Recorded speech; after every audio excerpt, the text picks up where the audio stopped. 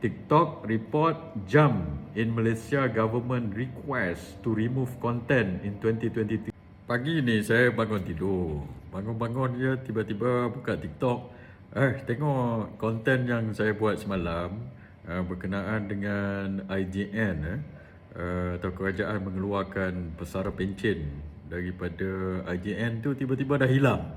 Tuan-tuan. Saya tengok sebelum saya tidur semalam, saya tengok konten itu dah tak salah saya mencecah sejuta, lebih sejuta, dan komen beribu-ribu dan repost beribu-ribu. So saya syak ini kerajaan punya kerja lah ni untuk delete konten dan saya rasa, bukan saya rasa lah, ada lagi bukti yang menunjukkan banyak lagi orang kata konten-konten mereka telah di-delete. Dan semalam juga telah dibawa di parlimen.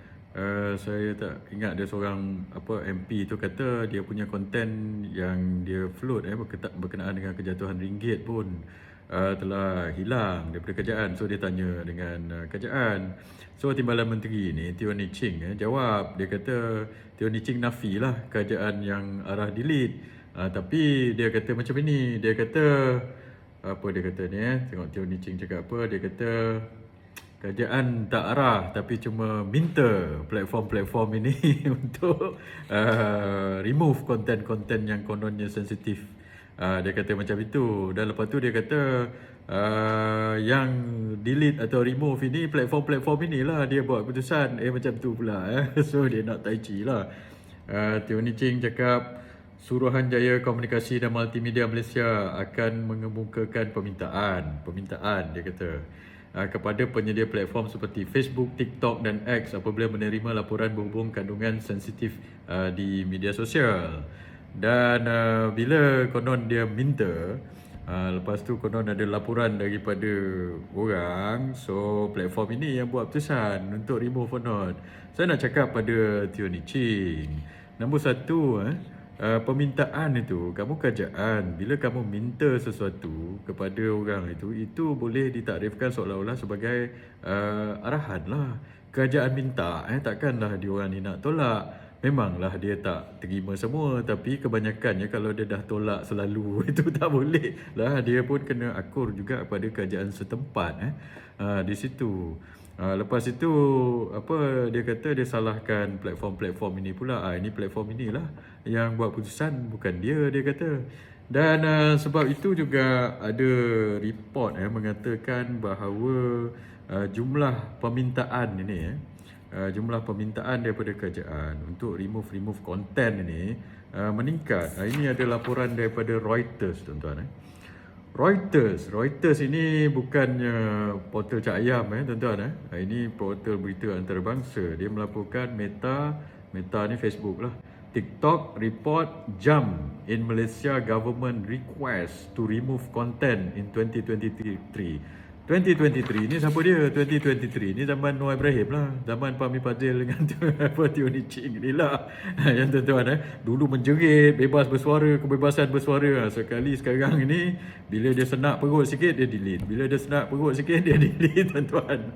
Ataupun dia arah atau minta platform-platform ini untuk delete. Kalau konten-konten tu ada berbau fitnah atau hasutan, maka ada akta-akta untuk menangani ini, akta MCMC, akta hasutan dan SOSMA dan sebagainya. Tapi maksudnya ini bukan pasal mereka delete yang ini semua, bukan pasal ada akta hasutan ke apa kebanyakannya. Ini pasal mereka tak tahan telinga tuan-tuan nak dengar konten-konten kritikan ini dan mereka tak boleh jawab. Dan bila dengar perkara yang betul itu, so mereka rasa senak perut dan mereka satu cara untuk hilangkan senak perut itu mereka minta atau arah platform-platform ini delete lah. Itu yang menjadi masalah. So ini yang jadi isu. So maksudnya kerajaan menggunakan kuasa mereka untuk arahkan platform-platform ini atas katakan kononnya minta. Siapa minta pada mereka ini kerana ada laporan. Laporan ni siapa? Daripada geng-geng dia lah yang untuk remove ini. Ini tak adil Sebab dalam politik ini memanglah ada orang itu setuju, orang tu tak setuju. Tapi kalau ada satu pihak saja yang boleh arahkan untuk di-lead, macam mana ini menyebabkan satu platform yang tak level playing field lah. Lainlah kalau kita boleh ada kuasa macam kerajaan itu untuk minta dan arahkan apa orang kata platform-platform ini untuk remove. Kita boleh minta, tetapi kita punya persuasive power untuk remove kepada platform-platform ini tidak sebesar kerajaan. So the influence itu. So Fahmi Fadzil boleh kata kamu pun boleh minta. Memanglah kita boleh minta, tapi kita tak ada influence atau persuasive power sebesar dia. So dekat sinilah ada ketidakstabilan yang tidak ada level playing field dekat situ. So saya nak cakap pada kerajaan, kalau kamu jadi kerajaan, kamu tak boleh jadi hati tisu atau telinga nipis, sikit-sikit senak perut, orang kritik sikit pergi menangis. Macam mana nak jadi menteri macam ni? So itu satu perkara lah tuan-tuan. Dan di kesempatan ini, sebelum saya punya video-video kena delete lagi ke apa, saya nak jawab sikit berkenaan dengan apa tu feedback ataupun pertanyaan-pertanyaan yang orang tanya saya. Semalam video yang kena delete tu berkenaan dengan IJN discharge. Saya kata berkenaan dengan kerajaan telah mengeluarkan pesara-pesara atau pejabat awam daripada IJN. Lepas tu menteri jawab, menteri kata dia keluarkan kerana nak bagi masuk orang yang kritikal. Tapi dia jawab itu, orang tanya lain, dia jawab lain. Saya rasa sebab ini yang kerajaan mungkin minta atau arah dikeluarkan. Sebab jawatan kerajaan itu bukan isu yang ditanya. Isu yang ditanya adalah macam yang report asal daripada Code Blue ini, Pak Cik ini, dia 35 tahun kerja dalam kerajaan. 25 tahun dah dapat rawatan dengan IJN. Tiba-tiba satu hari dia pergi IJN untuk mendapat rawatan lagi. Tiba-tiba kata, awak kena discharge, kena pergi hospital lain pula. Hospital yang bukan pakar jantung sepakar atau sebaik dengan IJN. Itu isu dia. Yang mana kerajaan nak passing atau lepaskan Tai Chi pesara-pesara ini keluar daripada IJN. Dan menteri kata kerana nak beri ruang kepada orang lain masuk. Dia pakai alasan yang kritikal. Kritikal macam mana ini?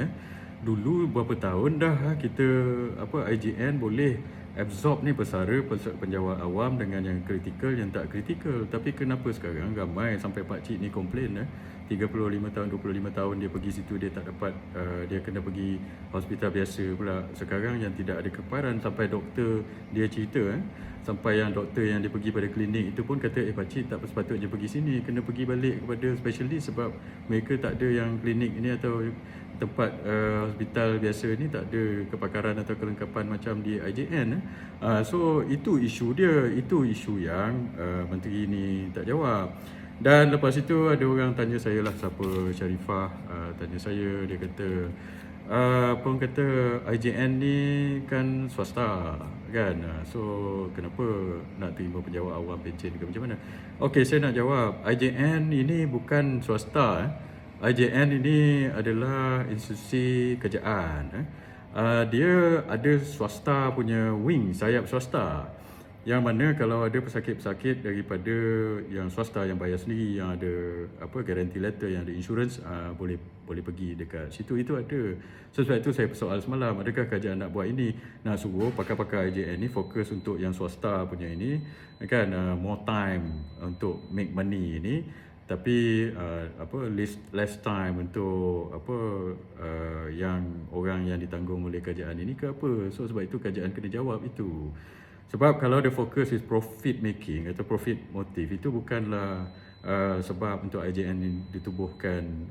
Asalnya IJN ini institusi kerajaan, dia punya motif adalah khidmat awam, public service. It's not profit motive.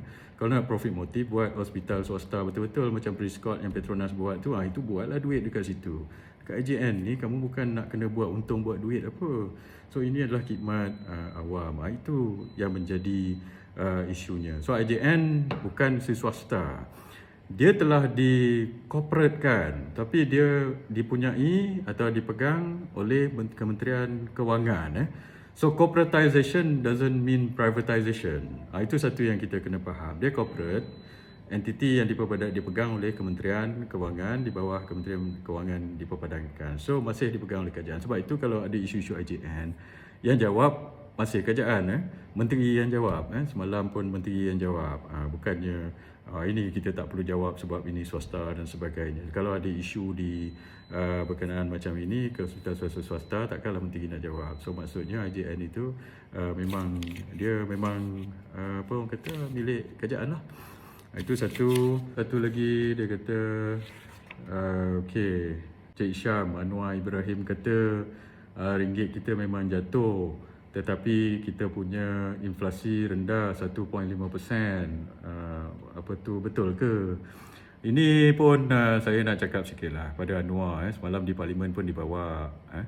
Iaitu Anwar duk gembar, orang duk cerita pasal ringgit, dia cerita pasal inflasi. Dia kata inflasi kita rendah 1.5%. Anwar, inflasi ni, dan adalah dia punya, saya rasa ada orang forward kepada saya ke yang tanya, dia kata ada orang tulis gerap lah apa dia kata apa ni, oh ringgit memang jatuh tapi inflasi rendah, dia compare dengan inflasi dah pula. So saya nak cakap macam ini, inflasi graf-graf yang ditunjuk itu, inflasi ni banyak yang digambar-gemburkan 1.5% tu core inflation. Core inflation ni tak masuk harga makanan dengan harga energi. So yang orang bising sekarang ni adalah harga barang makan dengan harga minyak, harga elektrik. Itu tak masuk dalam yang graf yang core inflation 1.5% itu. Dan kalau kita tanya daripada, ada satu itu daripada pasaran, saya tak ingat nama dia. Dia anggarkan, dia ini Presiden Persatuan apa saya tak ingat, tapi carilah dalam sinar harian ke apa, dia kata average kenaikan kos makanan sekarang ni di tempat-tempat yang di pasaraya ni dia anggarkan 15%. Kalau 15%, 20% itu lebih kurang sama dengan apa yang kita rasa bila kita pergi shopping. Sebab nak test benda ni senang aja. Awak pergi shopping, awak pergi belilah barang-barang biasa dekat pasaraya. Awak rasa kenaikan tu berbanding dengan tahun lepas 1.5% ke?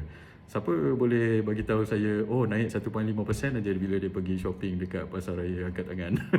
So saya rasa tak, bukan 1.5%. Ia adalah lebih teruk daripada itu. So sebab itu orang tak percaya angka 1.5% ini. So siapa-siapa yang pergi buat graf kata inflasi ni rendah, saya cabar awak pergi shopping kat pasaraya dan pergi ambil balik resit yang awak shopping barang yang sama pada tahun lepas, compare dengan tahun ini. Kalau awak dapat 1.5%, awak pergilah request dekat TikTok suruh delete saya punya video tu. Satu lagi, apa lagi? Ini daripada Azlan Osman. Dia kata, dia kata, Bang, Dayana Mazuki kata lembaga pelancongan itu bukanlah badan berkanon. So Dr. Amar ni bukan penjawat awam. Betul ke? Ini satu lagi tuan-tuan. So saya nak cakap macam ini. Saya ada dengar orang-orang komen pasal berkenaan dengan hal ini. Dia kata, oh Dr. Amar itu bukan penjawat awam. So bila bukan penjawat awam, proses dia dah jadi lain. So tak payah ikut perlembagaan. Dia cerita macam itu. Dan dia kata badan berkanon ini adalah bukan dalam penjawat awam. So ini satu lagi pelik. Saya nak tanya dekat mana yang diorang ni kata badan berkanon itu atau semua badan berkanon bukan dalam takrifan penjawat awam. Dan apa tu dia kata, bila saya tanya ada seorang ini, dia kata yang komen tu kata dia petik keratan akhbar. Aduh, ini satu lagi. So saya nak cakap macam ini, bila nak tahu takrifan penjawat awam atau tidak, jangan petik keratan akhbar atau tanya konon pakar itulah, konon pakar inilah. Pergi kepada perlembagaan itu sendiri. Dan mana? Saya ada orang printkan saya tadi. Ini Perlembagaan Persekutuan, artikel 132 tuan-tuan. Dalam artikel 132 ini ada dinyatakan takrifan penjawat awam. So dalam 13 lembaga-lembaga ini, kebanyakannya yang tidak dinyatakan secara khusus akan jatuh di bawah 132/1 C, iaitu bagi maksud perlembagaan ini, Perkhidmatan Pengetahuan Awam adalah Angkatan Tentera, Perkhidmatan Kehakiman, Perkhidmatan Awam Persekutuan, maksud Pasukan Polis, Perkhidmatan Awam Bersama, Perkhidmatan Awam Setiap Negeri dan Perkhidmatan Pendidikan. Dan dalam yang bukan penjawat awam pun ditakdirkan dalam perlembagaan secara spesifik, iaitu dalam 132 kurungan 1, 2, 3. Perkhidmatan awam tidaklah dikira sebagai termasuk jawatan pentadbiran. Tadbiran ni menteri dan sebagainya lah. Iaitu Menteri Sekpol pun, Speaker Dewan Rakyat, Tuan Dewan Timbalan Petua Dewan Rakyat sebagainya, jawatan Hakim Mahkamah Persekutuan, Hakim Mahkamah Rayuan dan sebagainya. Dan juga jawatan anggota mana-mana Suruhanjaya atau majlis atau jawatan diplomatik. Okey. Suruhanjaya macam Suruhanjaya Tenaga, Suruhanjaya Pilihan Raya, Suruhanjaya Security dan majlis, itu bukan penjawat awam, tapi lembaga ini bukan majlis, dia bukan Suruhanjaya. So lembaga dan badan berkanun ini penjawat awam ataupun tidak? Jawapannya ada yang tidak. So apa takrifan badan berkanun ini? Badan berkanun ini, kanun ni apa? Kanun ni akta. Akta ini ada banyak syarikat-syarikat atau badan-badan yang ada akta. Tak semuanya bukan penjawat awam. Ada yang penjawat awam dan ada yang tak ada. Macam lembaga peperiksaan. Takkanlah kamu kata semua yang kerja dalam lembaga peperiksaan itu bukan penjawat awam. Ini lembaga pelancongan. Dia lembaga, tidak spesifik. Dia bukannya majlis atau Suruhanjaya. So macam mana kita nak tahu badan berkanun ini adalah penjawat awam ke tidak? In fact dalam kerajaan pun, saya dulu dalam kerajaan, saya pengarah dulu dalam kerajaan. So dalam kerajaan, yang kerja kerajaan itu pun bukan semua penjawat awam, sebab ada kontrak for service dan ada kontrak of service. Kalau kontrak of service itu penjawat awam, dia kena sign surat macam penjawat awam biasa. Dan kalau kontrak for service itu kita panggil orang yang ambil kontrak lah. Kita ada hire kontraktor, kontrak ini. Itu bukan takluk dalam penjawat awam itu. Tapi kalau dia ini adalah tertakluk kepada syarat-syarat menjadi penjawat awam dan dia bukan dalam majlis atau Suruhanjaya, dia ini penjawat awam. So mana satu yang tertakluk, mana satu yang tidak tertakluk itu bergantung kepada takrifan. Sebab itu banyak orang pergi mahkamah. Bila pergi mahkamah dan hakim boleh buat takrifan itu. Ini penjawat awam bukan ni. So maksudnya tak semua badan berkanun itu bukan penjawat awam dan tak semua adalah penjawat awam. Kalau nak kata semua badan berkanun itu bukan penjawat awam, itu tak betul namanya tu. Dan nombor dua, pada body itu sendiri.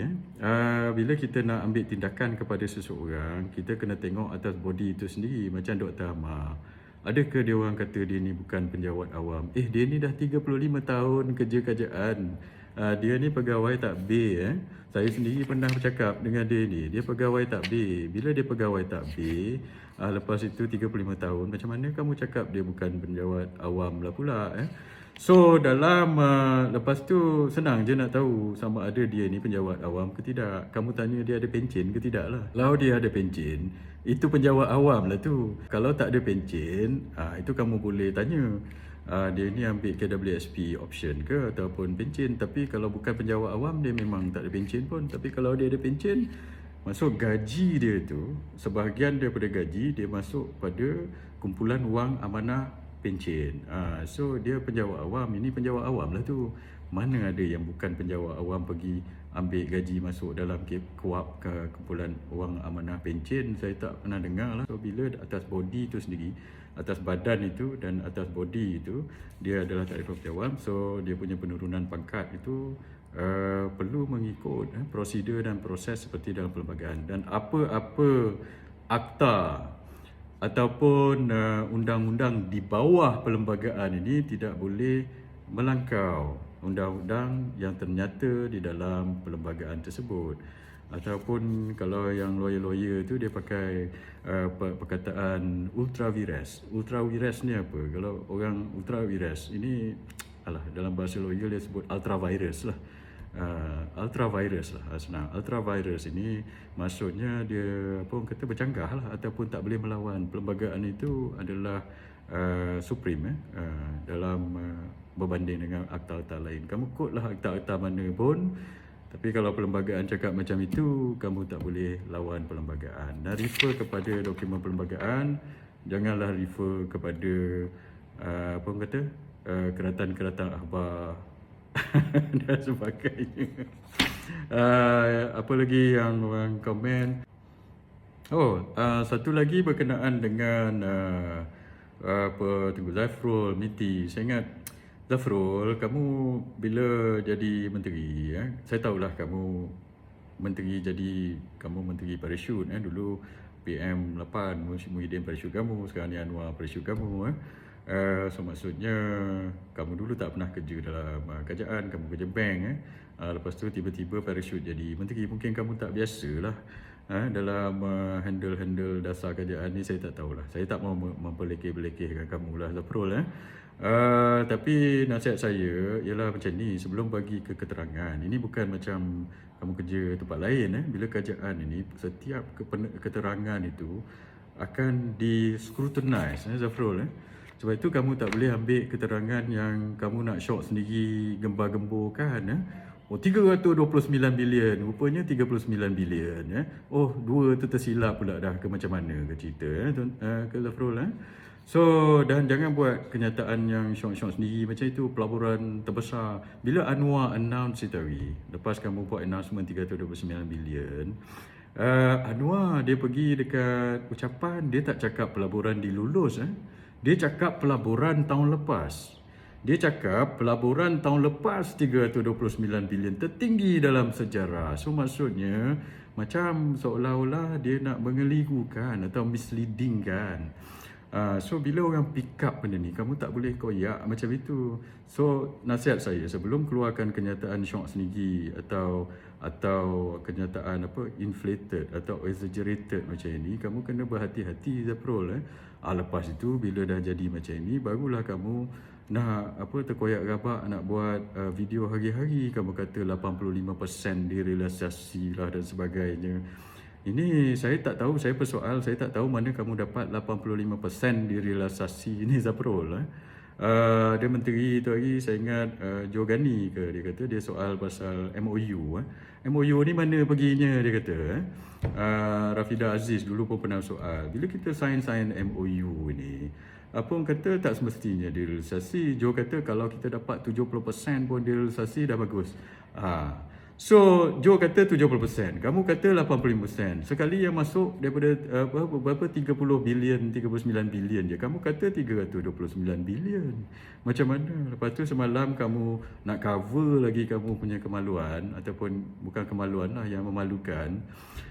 Kamu kata dulu zaman Najib pun orang kata zaman Najib pun buat claim. Memanglah Najib cakap dia lulus, tapi dia tak pergi macam kamu dengan Anwar, pergi gembar-gembur. Ini terbesar dalam sejarah, menunjukkan kita telah berjaya dan sebagainya. Najib kan cakap okey betul, pelaburan telah dilulus. Dia secara low profile aja cakap. Dia nak declare Maida, mungkin cakap bos, pelaburan dilulus adalah 100 bilion ke apa macam itu. Okeylah, kita pun umumlah potensial pelaburan, tapi kita tidaklah menjadi itu sebagai berita yang kita Malaysia sudah berjaya, saya sudah berjaya, menteri saya sekarang ini macam mana. Ini yang orang bersoal. Satu lagi kenyataan Gubernur Bank Negara semalam pun satulah Gubernur Datuk Rashid. Saya tak tahulah, kamu pun kena hati-hati buat kenyataan. Yang ini yang terkurang nilai ni apa kejadahnya. Saya tak tahulah terkurang nilai. Lepas tu baru kamu nak kata undervalue. Bila kamu kata undervalue sebab apa? Sebab kononnya prospek. So bila kita nak value sesuatu Rashid, kamu pun tahu, kamu ni saya tak tahulah macam mana, kamu patut bijak pandai, tapi bila kamu buat kenyataan dah macam ahli politik. Saya nak nasihatkan orang-orang yang kerja kerajaan tinggi-tinggi ni, bila buat kenyataan berasaskan fakta lah. Jangan buat kenyataan macam ahli politik, jangan nak ikut Anwar Ibrahim. Nanti orang gelakkan kamu. Kamu kata dia undervalue sebab prospek. Bila undervalue, orang tak berdasarkan prospek ya Rashid. Orang berdasarkan value sekarang. So kalau dia undervalue, maksudnya sekarang ni okey, keadaan dia macam mana? So value dia sepatutnya macam ini. Itu. So value sekarang berdasarkan keadaan sekarang. Itu kalau kamu nak apa tu orang kata terkurang nilai, terkucil nilai dan sebagainya. So bukannya undervalue berdasarkan kebarangkaliannya prospek kita tahun depan ni akan naik lagi atau sekarang ini dia terkucil value. So ini yang orang gelakkan kamu ya Rashid. Lain kali jangan buat macam itulah ya.